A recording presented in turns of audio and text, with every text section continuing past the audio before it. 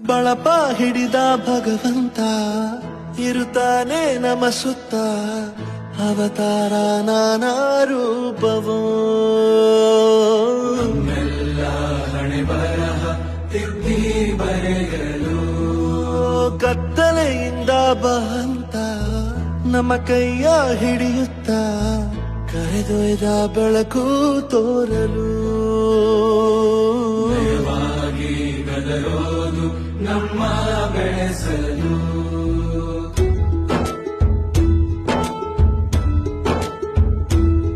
ಭಾಷೆ ಅಮೃತ ಕುಡಿಸೋ ತಾಯಾಗಿ ಭಾಷೆ ಅಮೃತ